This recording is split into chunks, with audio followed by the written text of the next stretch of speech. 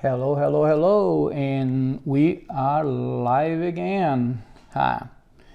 So here we are again. It's Monday, 8:08 with Clay, and let's do it. Let's go and talk about flash photography. Let's really enjoy this half an hour together.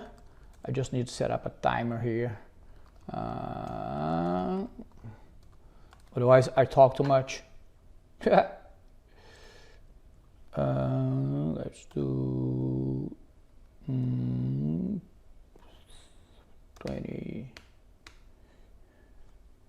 All right, so I'm set up here and let's do it, right? So thank you for coming. This is a live Instagram video about flash photography where I'm here every Monday and Wednesday delivering some real bombs about how to do flash photography.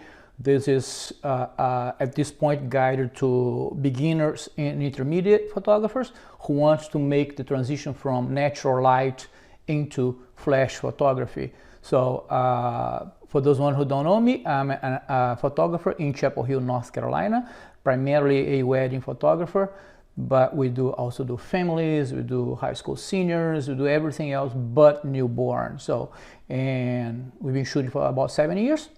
And we have a little bit of knowledge about flash photography that I want to share with you guys.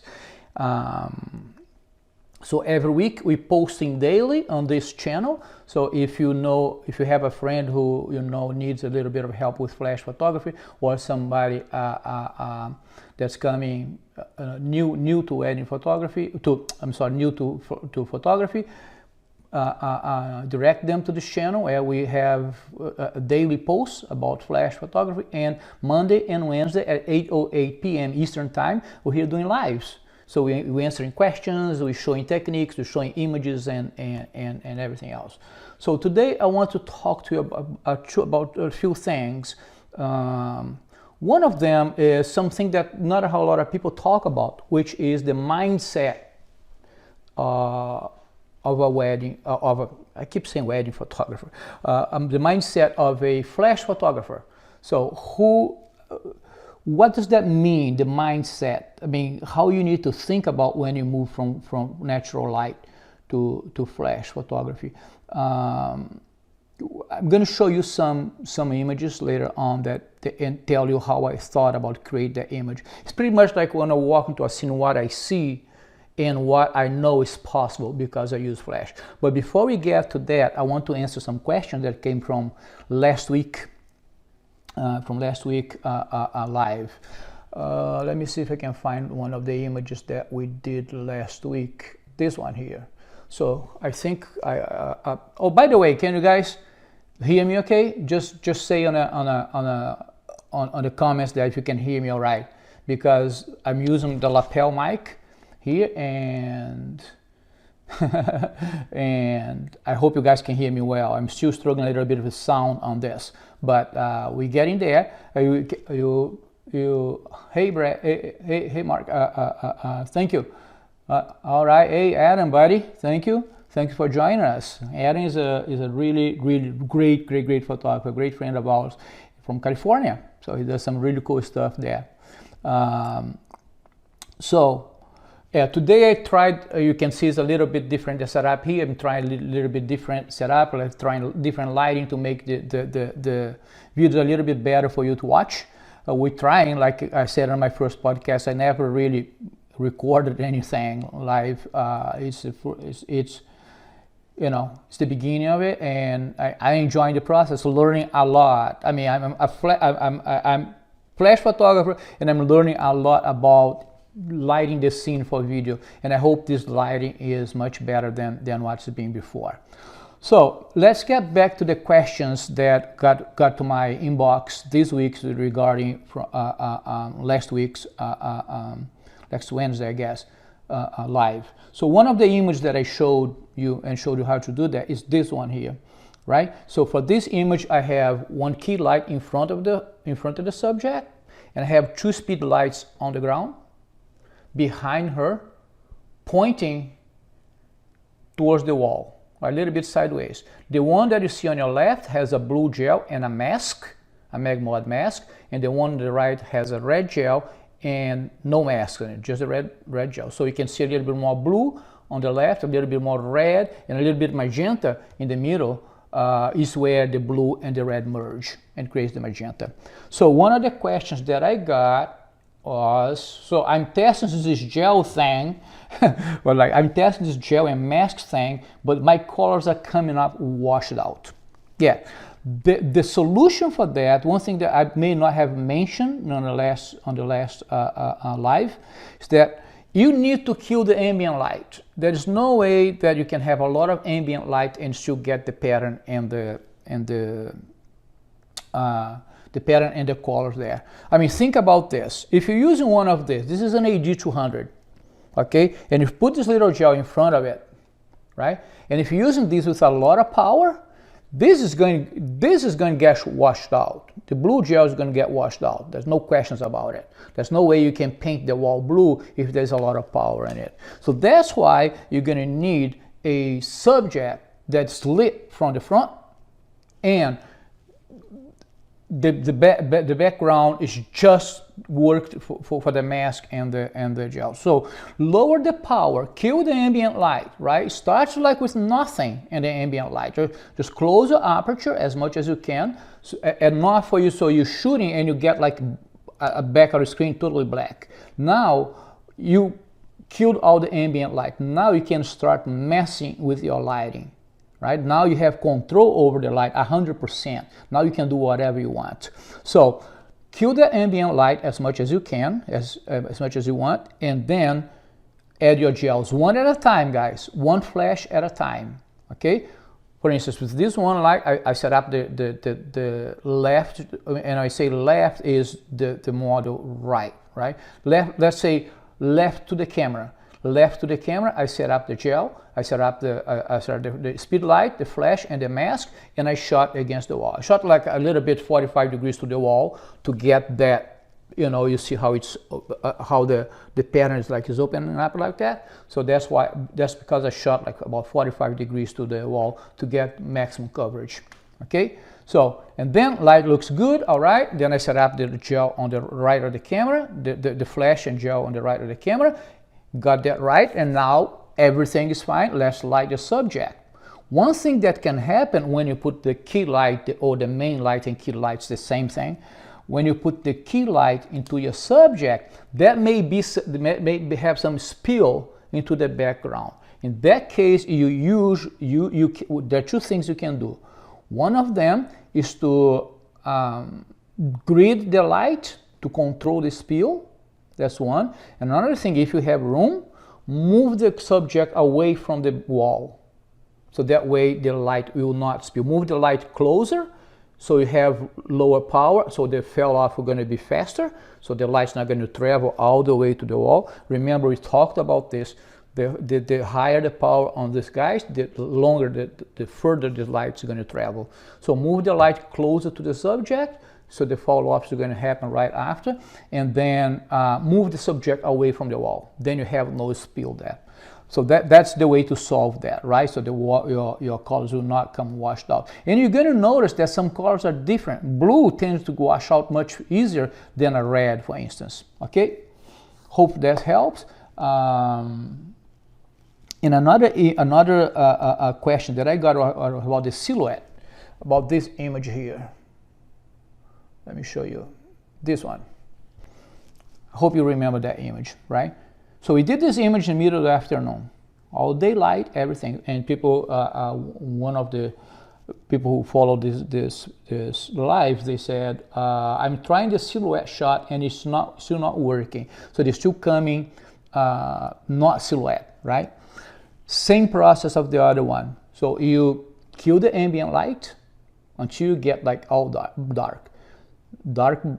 wall, dark subject, you're not going to see anything, and then you get the light on the back. You can do it in two ways, actually.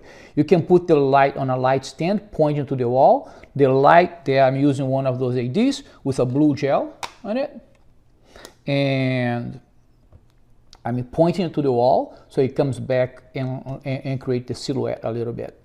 Or you can point the light straight to them in that case. I always like doing the wall, especially if you have a wall that has texture like that one, it looks great. So just for you to have an idea, the settings for that image is, I have written here, so it's 1/200 of a second, f6.3, ISO 50. You see, my aperture, my shutter speed is fast enough, my aperture is high up there, and my ISO is really low. So I'm cutting the ambient light in that one. That picture was taken, this wasn't a whole lot of sun there that day. I mean, there was sun that day, but the area where we were was a little bit on the darker side, but I still had to use like 6.3 because this was in the middle of the afternoon. Okay? So there's a question here. When you point the lights to the wall, what if you got two AD200s and Godox flash? My thing will be to put the AD200 on the stand, point them up, and use the flash as my key light. Yes, you could have done that, like having them, I actually have a picture of them lit, it's just not on the phone. But we don't have to do a silhouette only, right? Remember last week I showed you this image here? Let me see if it's still here. Let me see if I can find it actually. I'm sure it's here. Now, if I can find it, it's a whole different story.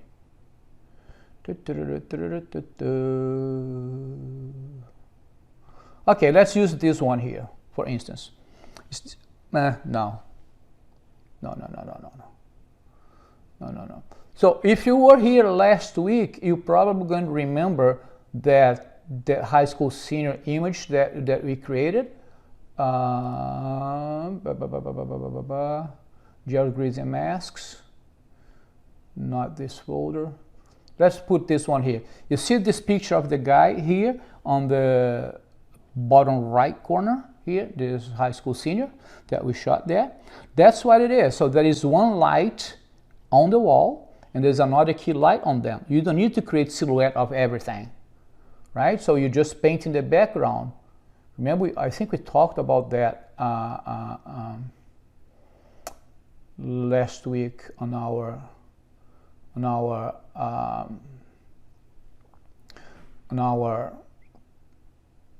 live here. So yeah, you could do that, Omar. You just put a light on them and you light the background with another light, and you're going to create the light around them. You're going to paint the wall pretty much, and you can put a pattern there, and you can have another light light them. So they're going to be lit with some pattern in the background. Just be careful for distraction, right? Don't add a whole lot of stuff because it adds too much distraction into the picture, and then the subject stops being the main focus on the image. Remember, anything you do with photography, your subject is going to be the main focus of the photography, right? So those are the two questions that I have for tonight. And if you have questions, you can type it here. And I can answer them, or you can DM me, and on Wednesday I will answer them here live.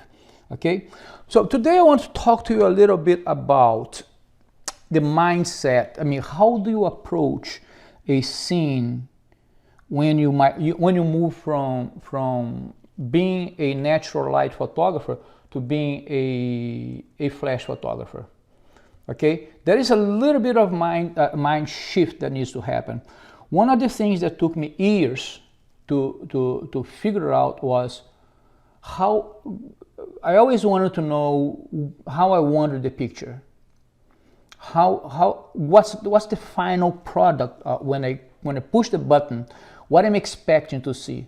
Instead of just reacting to the scene, I'm being proactive, looking at what can I create on this scene. Okay, so yesterday was a case, I still don't have the picture here. Yesterday we did an engagement session, a beautiful location around here, and we were moving locations from one side to the other. I'm going to show you this image once we download the image. We haven't done anything with it because we shot that yesterday, like probably around 7 at night. And walking from one location to another, I went by this area where I saw the sun was hitting the background like really, really far. So the background was lit, and there were like trees, both that made that beautiful framing. And where the tree was, there was no sun coming through. So it was really, really dark at that point, right? And I was going by and I just picked it. I said, oh, hold on a second. And I saw that scene. When I saw that scene, I knew exactly what I wanted to do, which is really, really cool, because now I have a plan. I have a game plan. I know how I'm going to light them. I know how I'm going to pose them, and I know what I'm expecting to get. One problem that I see a lot when people move from natural light to flash photography is that there's no game plan. They keep reacting to the scene just like they react to natural light photography, right? So you have to have a game plan. And I'll tell you this, it takes years to get there. It took me years to get to the point where I am today, where I see a scene and I know exactly what I want here. All right, Jeff, thanks for stopping by, brother. So try to start exercising this, because that's what got me where I am right now. Try to exercise this of thinking, if you walk into a scene one day, and even if you walk in the park and just go, if I was going to photograph here in this location, if I had a couple or a family to photograph here, where would I pose them? Which kind of images would I be able to get from this location? And start exercising that on your mind, right? And make this like something common that you do every time. I still do this. I still walk in restaurants for dinner. I'm looking how the light is falling at people and that type of stuff. And then when you move from there, then you're going to start looking. When we're able to do this, we're going to start looking at your scenes in a totally different way from what you saw. Because when you bring flash to that scene, the possibilities are endless. It's just like there's no limit. You can do whatever your creativity allows, right? How creative you want to be. And that's a very important exercise, because once that start happening to me, it's much easier to create some beautiful images that people don't expect. It didn't happen right away. It took me, like I said, it took me years, and it doesn't happen like every single time. It's not like everywhere I look, I'm seeing like, oh, this is a beautiful scene, this is what I want to do. That's not how the shooting goes. A lot of times I'm still reacting to some of the beauty of the scenes, but I would say probably like 30% of the session, I kind of know what I want to get. And this puts you in a position where you're going to shoot faster. You're going to deliver better results, because now you have a game plan.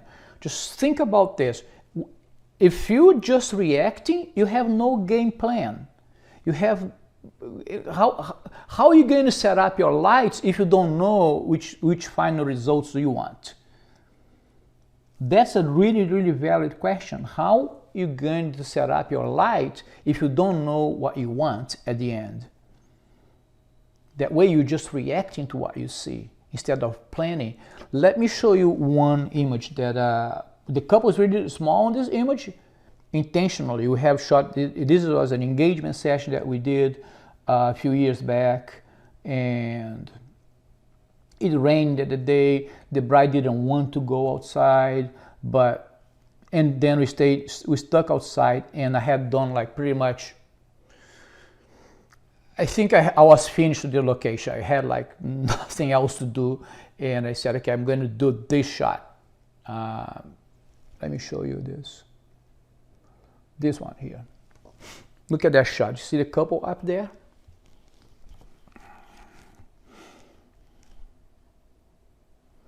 So that shot was inside a music building here at UNC Chapel Hill on a weekend. We had like gelled the crap out of that location. We had like gels all over. We did like all different colors, all different type of things. We also did the cute shots. And at the end, I want to do something really different that you're not expecting. This is all lit. They were all lit. You can see the lights there. Those spots in there are lights right? Ceiling lights that are there. But again, we create something unique that nobody really expecting to see that. When you show that in the back of your camera to your subject, they're gonna go like, wow, this is really cool, because it's really cool. This would be a really good wall art to put them on hanging on the wall, because nobody wants like a close-up of that shot in 24 by 36 on the wall, right? This is the environmental portraits we want. But how we did that? So the settings for that picture was 1/200 of a second, 6.3 ISO 50. It's very similar to the settings of the other one. Am I saying that's the way to start on every silhouette? My timer went off. Okay. Am I saying that you should start like every time like that? No. Again, I'm dialing the light, I'm shooting, I put them up there, and I compose them, and then I'm shooting. At that point, they're not posed yet. I just put them up there and say, hang tight there, I'm going to dial my light, and also I need to see if that would work, because I saw that picture in my mind, but I didn't know if it was going to work or not. So I put them up there and start shooting. Okay, too much light, you're killing the light, you're closing the aperture, When I got to 6.3, all I saw was the spots, the light, the ceiling light, the spotlights on the ceiling. That's all I saw. I said, okay, this is what I want, because you want to minimize distractions, right? There was a lot of stuff going on that scene. So, and then what happened? We put a flash behind them with a red gel on it. Actually, the flash is against the wall, pointing up. That's where the red comes from, pointing up into the wall, just to color the wall a little bit, to create a little bit something different, to catch your eye when you look at it. And then I have a flash pointing to them, a bare flash, I guess, or I don't remember, it was a few years back.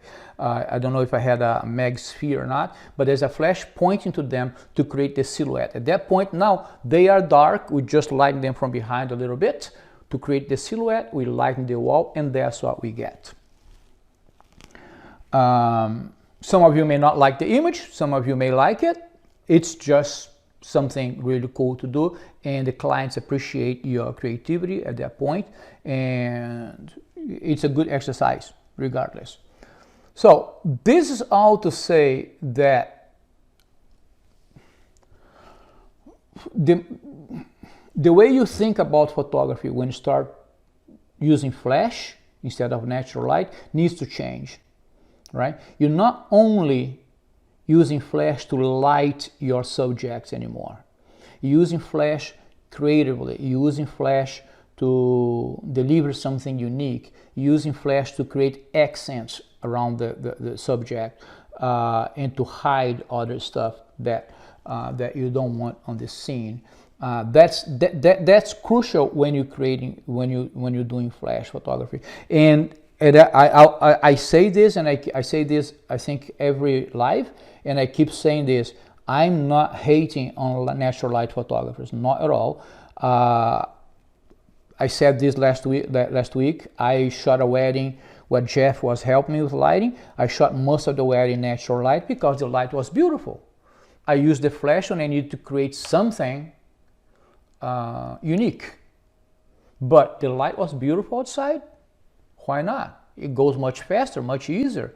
You just dial, you just don't blow up stuff, and make it easy to photograph. But the possibilities, what I want to get through with you is like, you have to be thinking what is possible on this location instead of looking at it and saying, all right, this is what I have, and this is how I'm going to shoot this, because this is what's going to separate you from other photographers. What's going to make you unique is the way that you shoot, the way you compose, the way you light.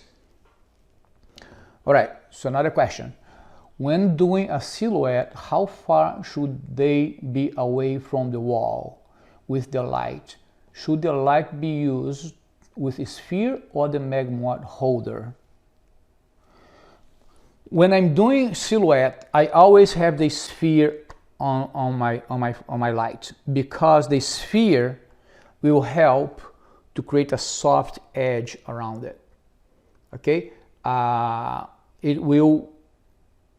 First of all, it's not going to make the light as harsh as if you use a bare flash, but it will create the little softer edge to the round of the light.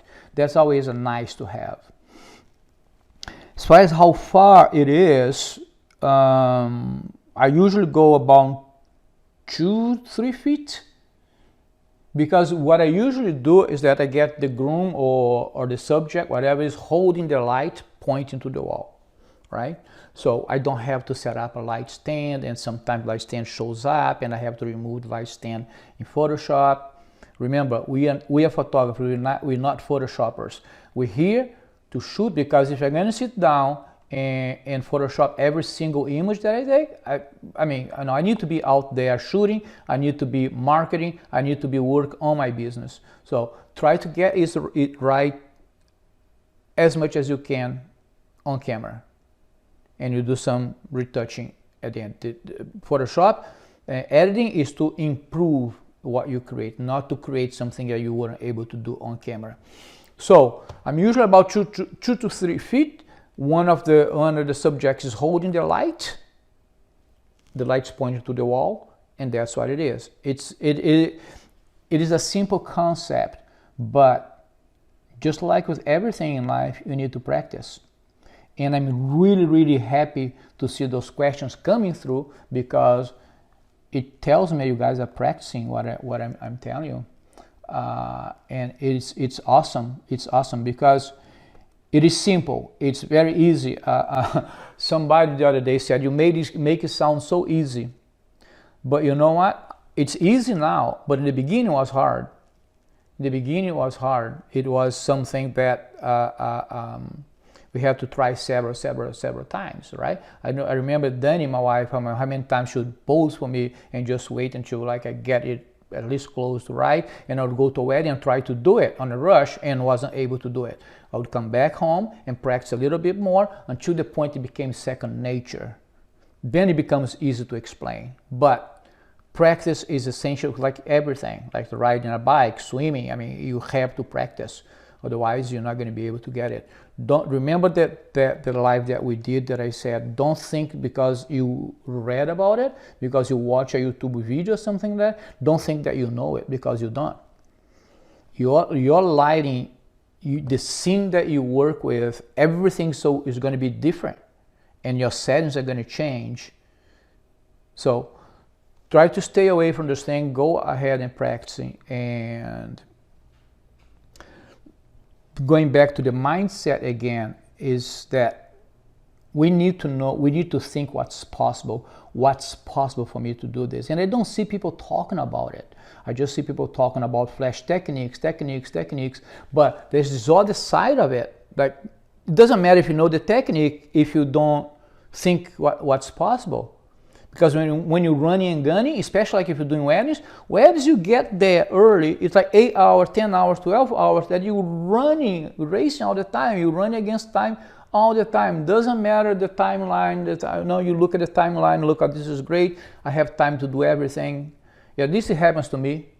I have time to do everything that I need to do, and suddenly I'm running. Oh, Jesus! I have like 10 minutes to do all of this yet, right? If I have somewhere, I think if Adam's still here. Adam, how does it go in your end? Are you always running and gunning also, or you better at time management than I am? If you're still here, let us know. I think Brandon also, Brandon, if you're here, Brandon, let us know how does it go in your end with the wedding, with timelines and time to do stuff. How many times you finish a wedding thinking, oh, I wish I had time to do this, I wish I had time to do that, and I did not, because you don't have time. So Mark is saying, if you see the possibilities, you will create the desire to learn the techniques. Boom. Boom, mic drop, my man. That's what it is. But if you're just reacting to what the scene is, it's not gonna happen. You have to look at it and say, oh, I know I can create something magical here. And this and that technique is going to do it. So yesterday on this engagement session that we shot, one of the last shots was I wanted to do, they want to do like a fun wearing like their soccer, or I don't even remember, like a soccer jersey, or not soccer, football jersey, and they want some shots with that, right, with the jersey of their favorite players. And we did, and there's this field, they were on the field, and I'm watching the skies are getting dramatic up there, and I'm like, boom, this is going to be an epic image. So we did the cute picture that they want, and then we start doing the epic ones, right? Wide angle lens, a low, head on the sky, boom, boom, boom, 1, 2, 3, close that aperture. I think I was like f11 or something like that, because there was still a lot of light, and boom, boom, boom, lit, and all I did was turn off the light, boom, silhouette, done, right there, 15 seconds, done the silhouette, from light to silhouette. So that's what I'm talking about. See the possibilities, right? See the possibilities.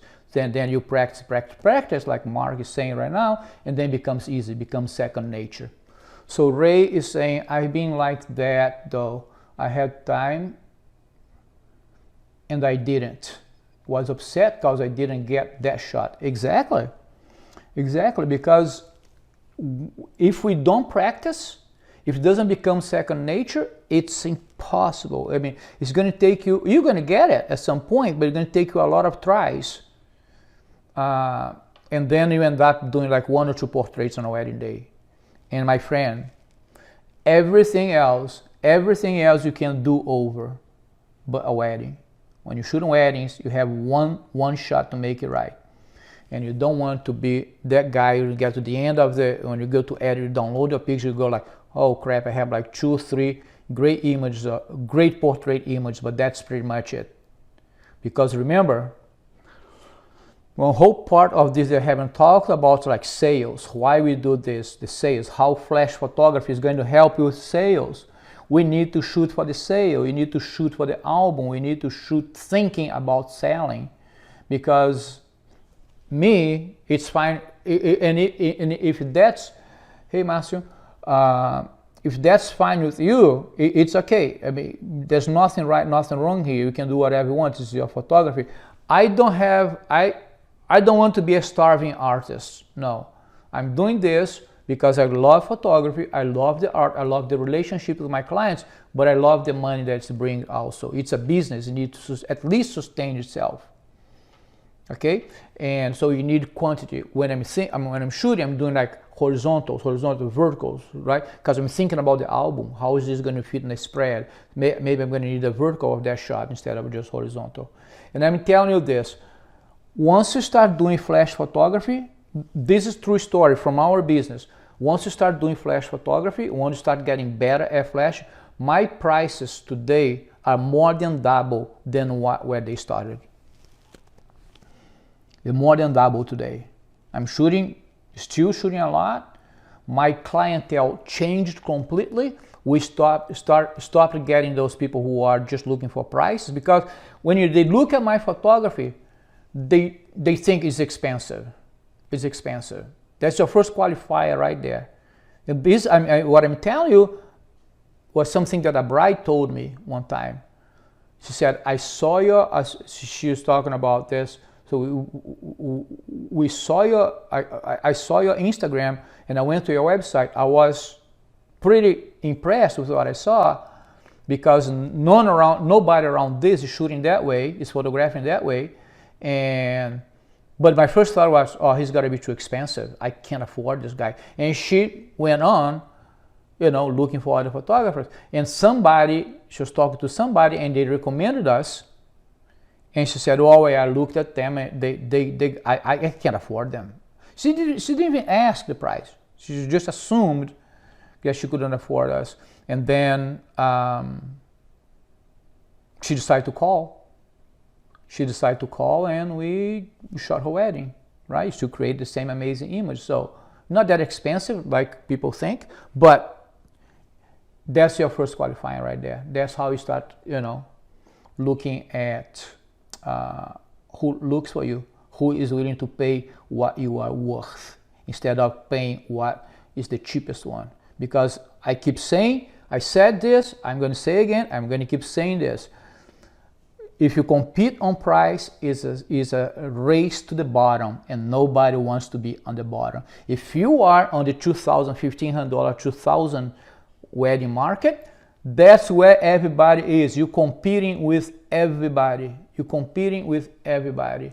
So what we want to do, you want to separate yourself with your experience, the way you treat your clients, the way you photograph, the way you deliver. I mean, I hand wrap every single thing that I sell. Today we got like guest books from the labs. We got albums from the lab. We got a bunch of stuff. I post those videos on Instagram. You guys see them. Because why? Because this is client experience.